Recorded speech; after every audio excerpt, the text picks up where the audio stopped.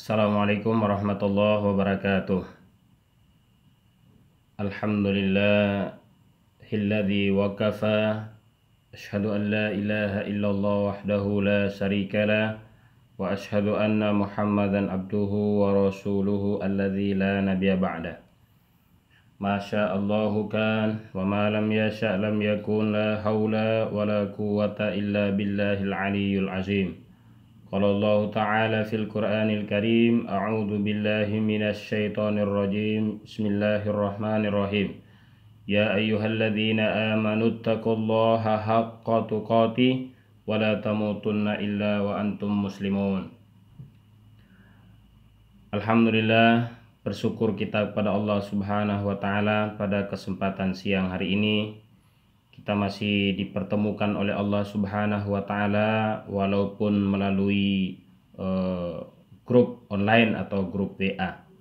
Mudah-mudahan pertemuan kita pada perkuliahan siang hari ini pada mata kuliah konseling Islam bersama Profesor Dr. Ayahanda Saiful Ahyar MA, mudah-mudahan Allah ridhoi kita semuanya. Allah jauhkan kita dari wabah virus corona yang ada, dan Allah hilangkan wabah atau ujian ini di bulan penghujung atau di bulan Sya'ban ini, dan mudah-mudahan pada kesempatan bulan Ramadan nanti Allah hilangkan semuanya sehingga kita bisa melaksanakan ibadah Ramadan dengan sebaik-baiknya. Amin, Allahumma amin. Salam serta selawat semoga tercurah pada Nabi Muhammad sallallahu alaihi wasallam. Allahumma sholli ala Muhammad wa ala alihi wa sahbihi wa man tabi'ahum bi ihsanin ila yaumil qiyamah. Alhamdulillah, terima kasih pada Ayahanda Profesor Doktor dan pada teman-teman semuanya. Izinkan saya terima kasih sekali lagi juga pada moderator yang sudah mempersilahkan saya untuk mempresentasikan makalah saya secara singkat pada kesempatan siang hari ini pada mata kuliah konseling Islam. Pada kesempatan ini teman-teman semuanya, saya akan mencoba untuk memaparkan makalah saya secara singkat tentang prinsip-prinsip dasar konseling Islam. Kita tahu bahwa dalam melaksanakan atau dalam kehidupan sehari-hari tentu banyak permasalahan-permasalahan yang kita hadapi, baik permasalahan-permasalahan individu maupun permasalahan-permasalahan keluarga atau permasalahan-permasalahan Islam dan muslimin pada umumnya atau masyarakat pada umumnya. Nah, untuk menyelesaikan permasalahan-permasalahan itu, maka Islam punya konsep atau Islam punya prinsip dasar dalam mengkonseling atau dalam menyelesaikan permasalahan-permasalahan itu. Tentunya untuk menyelesaikan permasalahan-permasalahan yang ada, tentu kita kembali melihat bagaimana Al-Quran dan Rasulullah SAW dalam hadisnya atau dalam penerapan kehidupan sehari-harinya untuk menyelesaikan masalah-masalah tersebut.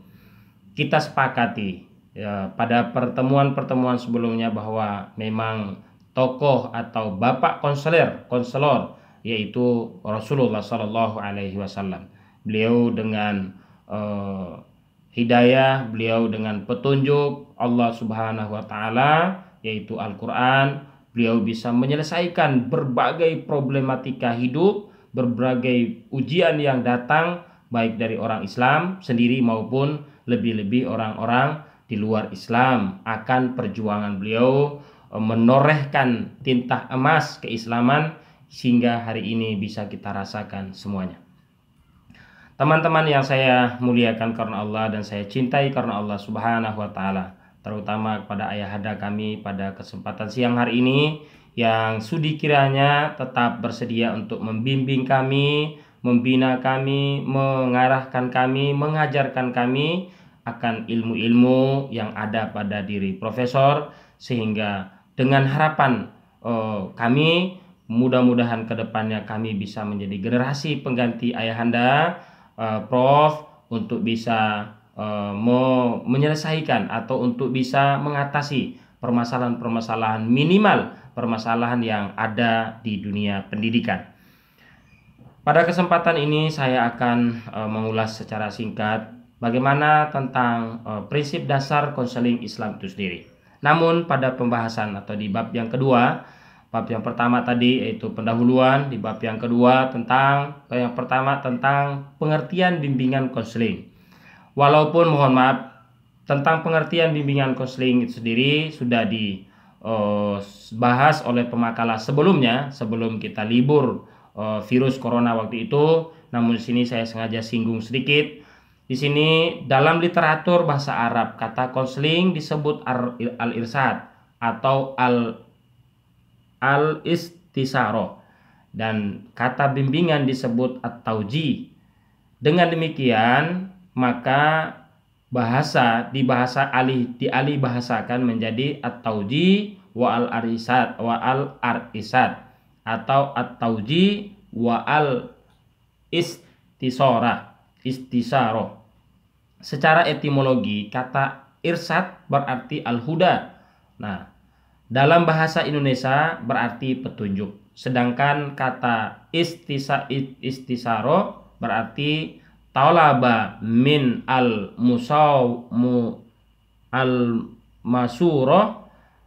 nasiha. Dalam bahasa Indonesia berarti meminta nasihat atau konsultasi. Ini pengertian yang terdapat dalam buku yang ditulis oleh ayahanda profesor kita, yaitu dalam buku Konseling Islam Yogyakarta dan seterusnya di halaman kurang lebih insyaallah halaman 79. Nah, teman-teman semuanya, itu pengertian bimbingan konseling menurut ayahanda Profesor Saiful Ahyar di dalam bukunya. Nah, teman-teman semuanya, untuk selanjutnya kalau pengertian mungkin saya tidak akan bahas secara banyak. Namun selanjutnya adalah istilah bimbingan merupakan terjemahan dari kata counseling, terjemahan dari kata counseling. Dalam bahasa Inggris kata counseling berasal dari kata dasar yang artinya, kata dasar counseling itu yang artinya menuntun atau mempedomani, menjadi petunjuk jalan atau mengemudikan. Adapun pengertian bimbingan secara harfiah adalah menunjukkan, memberi jalan atau menuntun orang lain ke arah dan tujuan yang bermanfaat bagi kehidupannya di masa kini dan masa yang akan datang. Nah, itu definisi singkat tentang bimbingan konseling Islam. Teman-teman semuanya, kita lanjut pada pembahasan yang selanjutnya, yaitu di sini juga kita akan mendapatkan pembahasan dalam beberapa literatur, yaitu pembahasan dalam prinsip ini, yaitu ada dua dimensi yang memang dua dimensi ini sangat berkaitan erat dengan kehidupan sehari-hari, khususnya yaitu tentang bimbingan konseling Islam itu sendiri. Yaitu yang pertama, dimensi spiritual. Dimensi spiritual menjadi suatu bagian yang penting. Hal ini menjadi penting untuk memperoleh ketenangan dan ketentraman hati. Karena apabila hati tidak tenang, maka hal ini akan menjadi sumber penyakit mental. Nah, jika seorang manusia memiliki mental yang sehat, maka ia akan mampu menyelesaikan masalah yang berasal dari berbagai macam problematika dalam hidupnya. Nah, itu dimensi spiritual. Ketenangan hati dan kebahagiaan sejatinya hanya bisa ditemukan dari sumber aslinya, yaitu Allah Subhanahu wa Ta'ala. Setiap permasalahan yang sedang menimpa seorang hamba dalam kehidupannya hendaknya diadukan dan dikonsultasikan kepada Allah Subhanahu wa Ta'ala. Walaupun telah diadukan kepada Allah, tetapi manusia tidak boleh hanya berdiam diri dan berdoa, dalam arti menjadikan dirinya pasif tanpa berusaha, tetapi ia tetap harus memiliki keberanian dalam berusaha dan harus memiliki kreativitas untuk memecahkan masalah tersebut.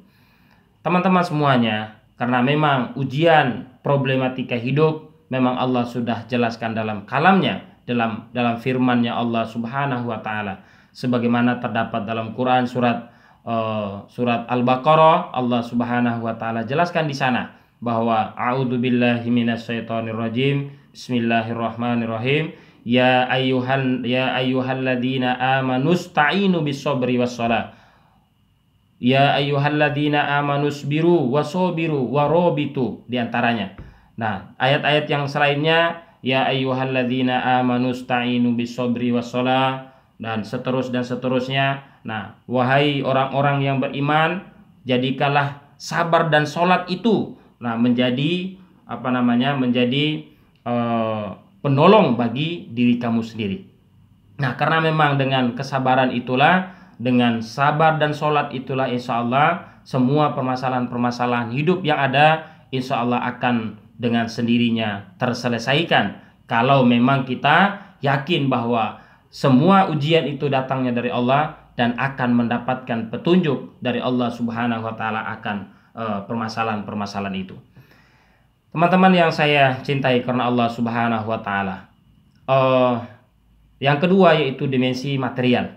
Dimensi material dianalisis berdasarkan kenyataan bahwa persoalan mental manusia sering kita bersumber dari persoalan yang berbentuk materi.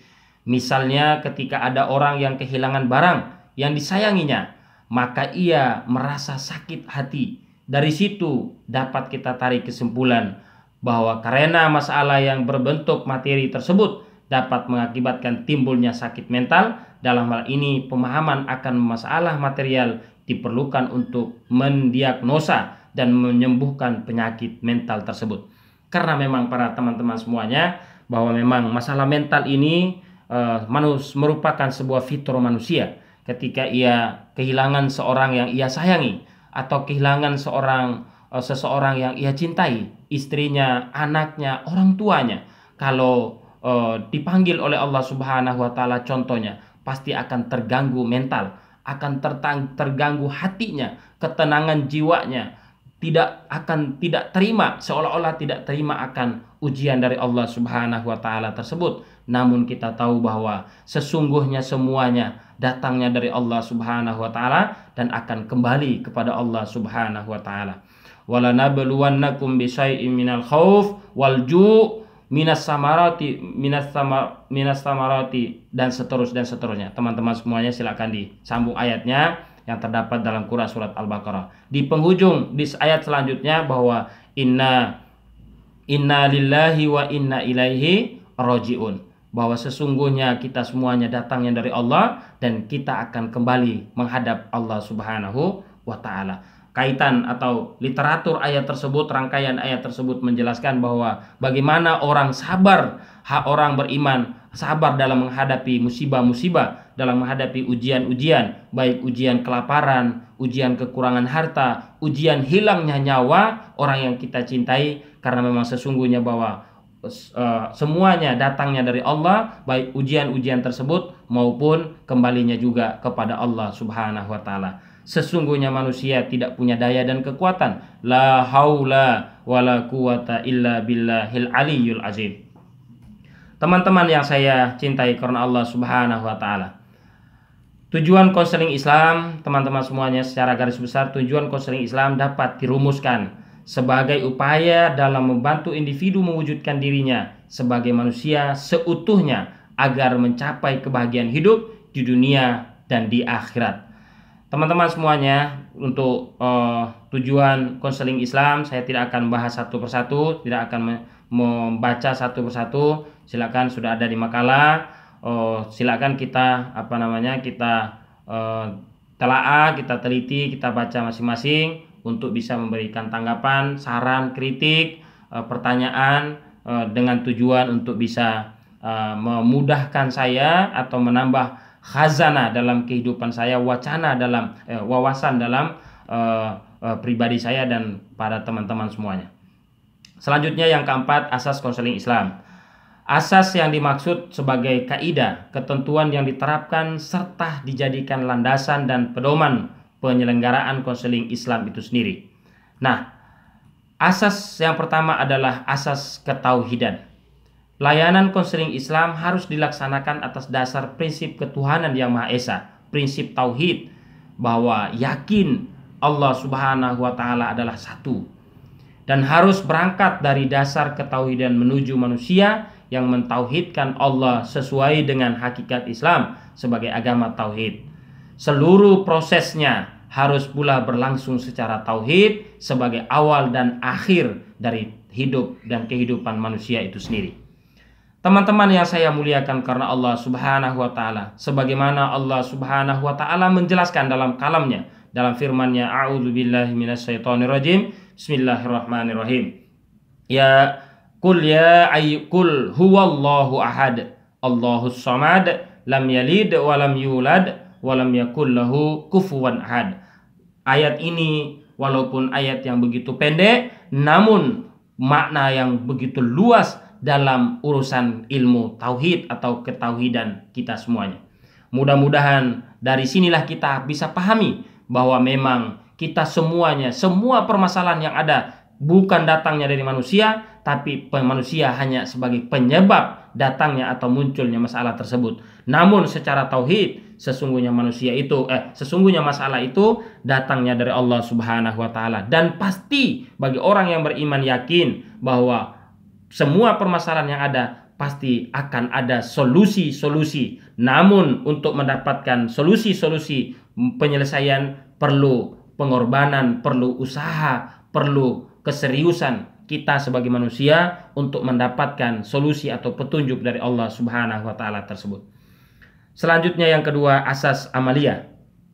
Pelaksanaan proses konseling Islam, konselor dituntut untuk bersifat realitas, dengan pengertian sebelum memberikan bantuan terlebih dahulu, ia harus mencerminkan sosok figur yang memiliki keterpaduan ilmu dan amal. Nah teman-teman, ini semuanya bahwa memang kita selaku penuntun cendekiawan muslim, sebagai penuntut ilmu, selaku orang yang bisa memberikan arahan. Nah memang kita atau selaku seorang konselor tidak bisa hanya sekedar bisa memberikan arahan kepada orang lain, tapi kita dituntut untuk bisa memberikan suri tauladan, ibda binafsik, kata Rasulullah Shallallahu Alaihi Wasallam, bahwa kita harus memulai dari diri kita sendiri, baru bisa kita menyampaikan atau mengarahkan ta'muruna bil ma'ruf wa tanhauna 'anil munkar, mencegah yang namanya kemungkaran atau kemaksiatan, atau dan menyuruh kepada kebaikan dan mencegah kepada kemungkaran atau kemaksiatan. Begitu pula sebagai seorang konselor, wajib kita harus menjadi suri tauladan bagi orang yang bisa, yang kita jadikan untuk untuk bimbingan kita atau untuk target penyelesaian masalah-masalah yang kita hadapi. Yang selanjutnya, yang ketiga, asas akhlak al-karimah. Menurut manusia, menurut pandangan Islam, memiliki sifat-sifat yang baik, yaitu mulia, sekaligus mempunyai sifat-sifat yang lemah, seperti telah dijelaskan dalam uraian mengenai cara manusia. Konseling Islam membentuk klien atau yang dibimbing memelihara, mengembangkan dan menyempurnakan sifat-sifat yang baik. Memang kita manusia dituntut untuk bisa memiliki akhlak yang terpuji, yaitu akhlak yang baik di hadapan klien-klien kita atau di hadapan orang yang bisa kita bimbing mereka, kita arahkan mereka agar mereka dan kita semuanya mendapatkan ridho dari Allah Subhanahu wa taala. Yang ketiga, asas profesional, yaitu asas keahlian. Di sini dituntut untuk senantiasa bisa kita profesional dalam mewujudkan bimbingan tersebut, supaya kita bisa mendapatkan hasil yang terbaik. Dengan hasil yang terbaik itu tentu bisa kita bisa didapatkan dari orang-orang yang profesional atau orang-orang yang menguasai ilmu yang kita miliki. Wala takhfu ma laisa laka bihi ilmu. Nah, itu terdapat salah satu dalil bahwa memang menuntut kita untuk bisa profesional sesuai dengan ilmu atau bidang keilmuan yang kita miliki. Selanjutnya, asas kerahasiaan. Nah, ini juga memang sangat penting. Sebagai seorang konselor, tidak bisa mudah untuk memberikan hasil konselornya, hasil bimbingannya, menceritakan aib orang, menceritakan kelemahan-kelemahan orang setelah ia memberikan bimbingan-bimbingan tersebut. Dan memang ini juga tentu sesuai dengan syariat Allah, sesuai dengan syariat Islam, bahwa kita sama-sama muslim saling menjaga aib yang satu dengan aib yang lain. Apalagi sekali lagi yang perlu kita garis bawahi adalah kita sebagai konselor itu sendiri. Teman-teman yang saya cintai karena Allah Subhanahu wa taala, yang kelima, pendekatan, metode dan teknik konseling. Ini teman-teman semuanya nanti akan silakan kita baca masing-masing. Terus nanti selanjutnya ini sudah 20 menitan saya presentasi bagaimana pendekatan-pendekatan itu. Kurang lebih ada dua pendekatan. Yang pertama pendekatan konseling Islam, itu diantaranya adalah pendekatan fitrah, pendekatan sa'da mutawazina, pendekatan kemandirian, pendekatan sukarela, keterbukaan, sukarela. Terus yang ketiga metode konseling Islam, metode penyesuaian satu, yang kedua metode kedinamisan, terus yang ketiga teknik konseling Islam. Yang teknik yang pertama adalah spiritual, terus latihan spiritual, menjalin kasih sayang, dan yang lain-lain. Terus yang terakhir, yang selanjutnya yaitu dasar-dasar Quran dalam konseling Islam. Di sini juga begitu banyak ayat-ayat yang menceritakan bagaimana mengajarkan kepada kita untuk menjadi seorang konselor atau untuk menjadi seorang dai kalau dalam bahasa dakwah, atau seorang jurusan dakwah. Demikian teman-teman semuanya, saya Kadir Munir. Mudah-mudahan makalah singkat yang saya presentasikan ini tidak memuaskan untuk teman-teman semuanya, tidak memberikan kepuasan untuk teman-teman. Dengan tidak puasnya teman-teman, maka sama-sama di antara kita untuk sama-sama saling menggali, saling memberikan saran, kritik, pertanyaan demi menyempurnakan makalah saya dan untuk menambah wawasan kita semuanya. Demikian, terima kasih banyak kepada Ayahanda Profesor. Terima kasih banyak kepada teman-teman semuanya atas perhatiannya. Saya ucapkan Assalamualaikum warahmatullahi wabarakatuh.